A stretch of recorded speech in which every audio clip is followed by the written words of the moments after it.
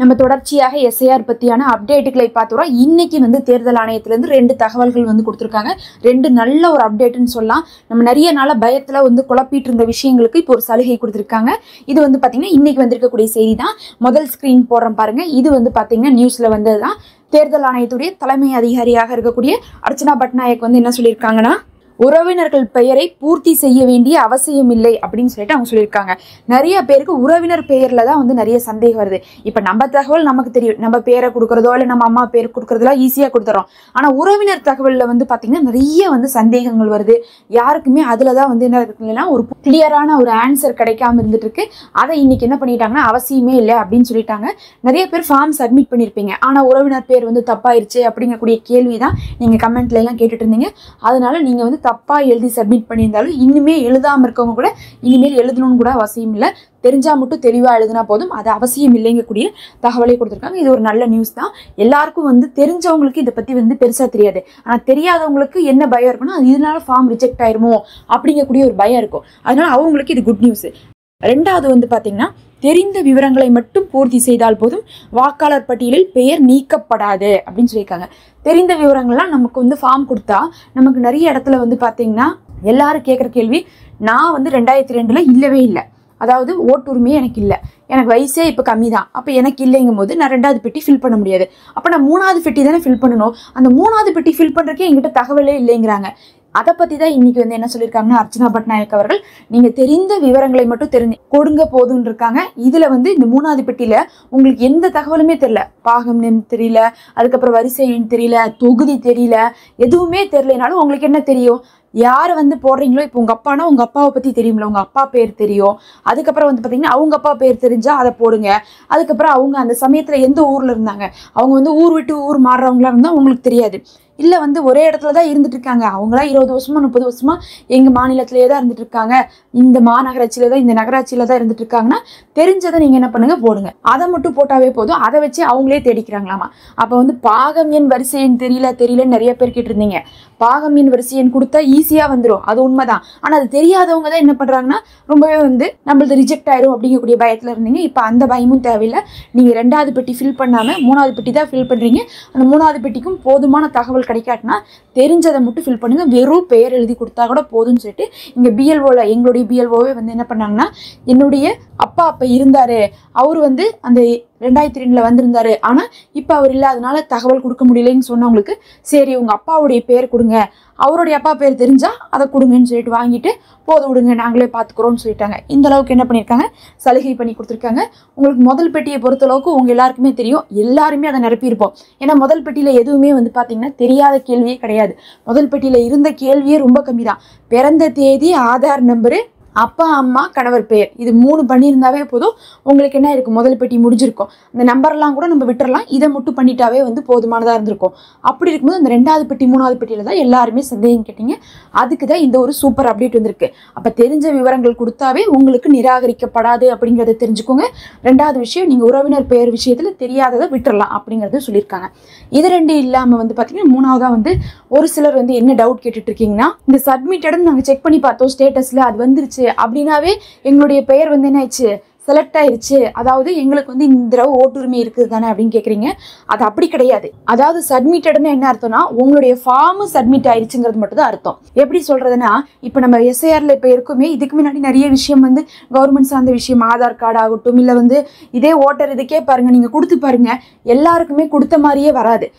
கொண்டு போய் ஃபார்மை எழுதி கொண்டு போய் கொடுத்துட்டு வந்திருப்பாங்க, ஆனால் அது மிஸ் ஆயிருக்கும், அவங்களுடைய தகவலே போயிருக்காது. இவங்க அதுக்கப்புறம் காத்துக்கிட்டே இருப்பாங்க, ஓட்டர் ஐடி வந்துருன்ட்டு, ஆனால் வந்திருக்கவே வந்திருக்காது. ஏன்னா நம்ம இதெல்லாம் யார் செய்யறாங்க பார்த்தீங்கன்னா, அதிகமாக வந்து கவர்மெண்ட் வேலை செய்யக்கூடிய, அதுவும் வந்து இந்த டீச்சர்ஸ் அவங்களாம் தான் வந்து இந்த மாதிரி கவர்மெண்ட் இதில் இருக்கக்கூடியவங்க தான் இந்த வேலை செய்வாங்கும் போது அவங்க ஏற்கனவே ஒரு வேலையில தான் இருப்பாங்க. வேலையில இருக்கிறவங்கள்ட்ட தான் இந்த வேலையை எக்ஸ்ட்ராவாக கொடுப்பாங்கிறனால அவங்க என்ன பண்ணிடுவாங்க, வேலை பழுவில் அது மிஸ் ஆயிரும். இந்த மாதிரி நிறைய தடவை நடந்திருக்கு. இப்போ எல்லாம் இல்லை, இதுக்கு முன்னாடியே பல தடவை நடந்திருக்கு. அதனால தான் என்ன பண்ணியிருக்காங்க, அதை வாங்கி நம்ம வந்து அவங்க அப்லோட் பண்ணதுக்கு பிறகு சப்மிட்டட் அப்படின்னு சொல்லிட்டு வந்துருச்சுன்னா நம்ம ஃபார்மும் வந்து கவர்மெண்ட்ட போய் சேர்ந்துருச்சு அப்படிங்கக்கூடிய ஒரு உறுதி கிடைக்கும். அதுக்காக தான் நம்ம பார்க்க சொல்றோமே தவிர இதுக்கும் வந்து செலக்டடுக்குலாம் வந்து ஒரு சம்மந்தமும் இல்லை. இது வந்து கவர்மெண்ட்ட அந்த ஃபார்ம் போய் சேர்ந்துருச்சு அப்படிங்கிறதுக்கான ஒரு அக்னாலஜ்மெண்ட்டாக மட்டும் நீங்கள் எடுத்துக்கோங்க. அப்போ நம்ம ஃபார்ம் எழுதி கொடுத்தோம், அது என்னாச்சுன்னே தெரியாமல் இருக்க வேண்டாம். நம்ம ஃபார்ம் எழுதி கொடுத்தோம், அது வந்து பார்த்தீங்கன்னா சப்மிட் ஆயிடுச்சு, பிஎல்ஓ அந்த வேலையை கரெக்டாக செஞ்சுட்டாரு, அது வந்து பார்த்தா தேர்தல் ஆணையத்துடைய ஆப்புக்குள்ளே போயிடுச்சு அப்படிங்கிறது தான் அந்த சப்மிட்டட். ஓகேங்களா? அந்த சப்மிட்டட் விடாதவங்க வந்து நிறைய பேர் வந்து கவலைப்படுக்கிறீங்க. லேட்டாக கூட பிஎல்ஓ என்ன பண்ணுவாங்க, சப்மிட் பண்ணுவாங்க. அது இல்லாமல் நிறைய பேர் வந்து அதில் தகவலில் மாற்றணும் அப்படிங்கிற மாதிரி கேட்டிருந்தீங்க. எந்த தகவலையுமே இப்போ மாற்ற முடியாது. அதில் இருக்கக்கூடிய பேரோ இல்லை வந்து எதுவாக வேணா இருக்கலாம், அப்பா பேரோ, எதை மாற்றணும்னா கூட எதில் மிஸ்டேக் இருந்தாலும் டிசம்பர் 10க்கு அப்புறம் தான் நீங்கள் மாற்ற முடியும். இப்போ ஒன்றுமே பண்ணிடாதீங்க, போனாலும் பண்ணுறதுக்கே முடிய மாட்டேங்குது. ஏன்னா வந்து இந்த வேலை போகிறனால மற்ற எல்லாத்தையுமே நிறுத்தி வச்சுருக்காங்க. பொதுவாக வந்து நம்ம என்ன சொல்கிறதுனா, இப்போ அவசரத்தில் வந்து வேறு வழி இல்லை, நம்ம 10ஆம் தேதிக்கு அப்புறம் செஞ்சுதான் ஆகணும். ஆனால் எப்பயுமே வந்து நீங்கள் வந்து கருத்தில் வச்சுக்கோங்க, ஃப்ரீயாக இருக்கும் போதே நம்மளுடைய ஆதார் கார்டில் இருக்கிறதும் ஓட்டர் கார்டில் இருக்கிறதும் ஒன்றா வச்சுக்கோங்க. எப்பயுமே நம்ம ஆதார் கார்டில் இருக்கிற விஷயத்தை தான் எல்லாத்துலேயுமே கொடுக்குற மாதிரி இருக்கும். இந்த ஆதார் கார்டு கொடுக்கும்போது என்ன பண்ணிட்டாங்கன்னா, எல்லாருக்கும் அப்பா பேரை பின்னாடி போட்டு கொடுத்துட்டாங்க. இப்போ என் பேர் என்னவோ என் பேருக்கு பின்னாடி எங்கள் அப்பா பேர் இருக்குது. ஆனால் வந்து பார்த்தீங்கன்னா என்னுடைய ஓட்டர் கார்டில் என் பேர் மட்டும் இருக்குது. அப்போ என்னுடைய ஆதார் கார்டு பேரும் என் ஓட்டர் கார்டு பேரும் மேட்ச் ஆகாது.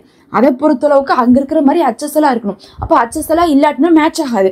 அப்போ நம்ம வந்து எப்பயாவது இந்த மாதிரி வெரிஃபிகேஷனுக்கோ செக்குக்கோ போகும்போது என்ன ஆயிரும்னா, இவங்க வேற அவங்க வேறன்னு சொல்லிட்டு ரிஜெக்ட் ஆகும். அதனால தான் நம்ம என்ன பண்ணுவோம்னா, ஆதார் கார்டில் இருக்கிற மாதிரி கொடுக்கணும், இல்லாட்டினா இதுலலாம் கொடுக்குற மாதிரி ஆதார் கார்டில் வைக்கணும். முக்கியமாக அப்பா பேரை சேர்த்தி மட்டும் ஆதார் கார்டில் இருந்துச்சுன்னா அதை நீங்கள் நீக்கிக்கோங்க. ஏன்னா அந்த தப்பை பண்ணதே வந்து ஆரம்பத்தில் ஆதார் கார்டு கொடுக்கும்போது கவர்மெண்ட்டே அப்படி பண்ணிட்டாங்க. செஞ்சவங்க எல்லாருமே நிறைய பேர்த்துக்கு பார்த்தீங்கன்னா அப்படி தான் பண்ணிட்டாங்க. அப்பா பேரை வந்து இன்சிலாக போடுறதுக்கு பதில் அதை என்ன பண்ணிட்டாங்க, சர்நேம்னு சொல்லிட்டு போட்டு கொடுத்துட்டாங்க. அப்படி போட்டு இஷ்யூ பண்ணனால தான் மற்றதோட மேட்ச் ஆக மாட்டேது. மறுபடியும் ஆதார் கார்டை மேட்ச் பண்ணி எல்லாத்துலேயும் கொடுக்க முடியாது. அதுக்கு பதில் ஆதார் கார்டில் நம்ம என்ன பண்ணிக்கலாம், மாற்றிக்கலாம். இதுவும் உங்களுக்கு என்ன ஆகும்னா பின்னாடி வந்து வரும். எல்லாருக்குமே யாருக்கெல்லாம் வந்து ஆதார் கார்டில் இருக்கக்கூடிய பேரும் ஓட்டர் கார்டில் இருக்கக்கூடிய பேரும் சேமாக இல்லையோ அவங்கெல்லாம் இந்த வேலையும் செய்ய வேண்டியது வரும். இது இல்லாமல் வந்து சின்ன சின்ன திருத்தங்கள்லாம் இருக்குது அப்படின்லாம் கேட்குறீங்க. திருத்தமெல்லாம் நம்ம டிசம்பர் 10க்கு அப்புறம் பண்ணிடலாம். அது இல்லாமல் டிசம்பர் 9 வரக்கூடிய லிஸ்ட்டில் பெரும்பாலும் ஃபார்ம் கொடுத்த எல்லாரும் வந்துருவாங்க அப்படிங்கிறத நம்ம நேற்றே சொல்லியிருந்தோம். ஏன்னா அர்ச்சனா பட்நாயக் அவர்கள் சொன்னாங்க, யாரையும் நாங்கள் ரிஜெக்ட் பண்ண போகிறதில்ல, அந்த டிராஃப்ட் லிஸ்ட்டில் யாரெல்லாம் ஃபார்ம் கொடுத்துருக்காங்களோ அவங்களாம் வந்துருவாங்க. அதனால தான் நான் என்ன சொன்னேன்னா, ஃபார்ம் கொடுத்தவங்க எல்லாரும் வந்துருவாங்கன்னா அந்த ஃபார்ம் அவங்கள்ட்ட போய் சேர்ந்துச்சான்னு பார்க்கறதுக்கு தான் நம்ம சப்மிட்டட் ஆயிடுச்சான்னு சொல்லிட்டு ஸ்டேட்டஸ் பாருங்கன்னு சொன்னேன். ஏன்னா அந்த ஸ்டேட்டஸ் தான் வந்து நம்ம கரெக்டாக இருந்துச்சுன்னா, அந்த சப்மிட்டட்னு வந்துருச்சுன்னா நம்ம ஃபார்ம் வந்து கவர்மெண்ட் கிட்ட போய் சேர்ந்துருச்சுன்னு அர்த்தம். அப்போ நமக்கு வந்து பார்த்தீங்கன்னா டிசம்பர் 9 டிராஃப்ட் லிஸ்ட்டில் பேர் வந்துடும். அதுக்கப்புறம் வந்து அதில் இருக்கக்கூடிய குறைகளை பொறுத்து தேவைப்பட்ட ஆவணங்களை வந்து கேட்பாங்க. யாருக்கெல்லாம் முழுசாகவே வந்து வாய்ப்பே இல்லாமல் நிராகரிக்கப்படுதோ அவங்க தான் புது ஃபார்ம் கொடுக்குற மாதிரி வரும். அது இல்லாமல் மொத்தத்தில் இறந்தவங்க, 2 பக்கம் வந்து ஓட்டு இருக்கிறவங்க, பல தொகுதியில் வந்து இருந்தவங்க, இப்போ தொகுதி விட்டு தொகுதி மாறினவங்க, இந்த மாதிரியான விஷயங்கள்ல தான் என்ன பண்ணுறாங்கன்னா இப்போதைக்கு வந்து அந்த டிசம்பர் 9 லிஸ்ட்லேருந்து கழிச்சிட்டு இருக்காங்க. அதனால பெரும்பாலும் யாருடைய பேரும் விடுபடுறதுக்கு சான்ஸ் இல்லை. இதுக்கப்புறம் பிப்ரவரியில் வருது பாருங்க கடைசி பட்டியல். அந்த இறுதி பட்டியலில் தான் வந்து எல்லாமே முடிச்சுட்டு ஒரு லிஸ்ட் கொடுப்பாங்க. அந்த லிஸ்ட்டில் நம்ம பேர் வந்தால் தான் நமக்கு ஓட்டுரிமை இருக்குன்னு அர்த்தம். இந்த டிசம்பர் 9 வந்தாவே ஓட்டுரிமைன்னு அர்த்தம் கிடையாது. இது வந்து பார்த்தீங்கன்னா முதல் கட்ட லிஸ்ட் தான். அப்போ யாரும் வந்து பயப்பட வேண்டாம். நிறைய சலுகைகள் இப்போ அவங்க பண்ணிகிட்டே இருக்கிறாங்க. அந்த சலுகையின் காரணமாக நீங்கள் கொடுத்த இன்ஃபர்மேஷன் தப்பாக இருந்தாலும் கூட அதெல்லாம் அந்த சலுகையில் வந்து என்ன ஆக ஆரம்பிச்சிடும், கழிய ஆரம்பிச்சிடும். இன்னும் கொடுக்காம இருந்தால் சீக்கிரம் கொடுத்துருங்க. அதை தான் அவங்க என்ன சொல்கிறாங்கன்னா, அடுத்த வாரம் வியாழக்கிழமை வரை வந்தால் டைம் இருக்குது.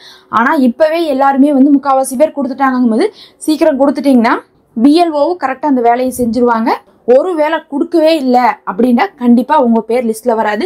அப்புறம் நீங்கள் புது ஃபார்ம் கொடுக்க வேண்டிய நிலைமை வந்துடும். அதை மட்டும் பார்த்துக்கோங்க. நம்ம தொடர்ச்சியாக அப்டேட் போடுறோம், மறக்காமல் சப்ஸ்கிரைப் பண்ணிக்கோங்க. இது யூஸ்ஃபுல்லாக இருந்தால் நம்ம சேனலில் மெம்பர்ஷிப் இருக்குது, அதில் ஜாயின் பண்ணிக்கோங்க. அது நமக்கு ரொம்ப ஹெல்ப்ஃபுல்லாக இருக்கும்.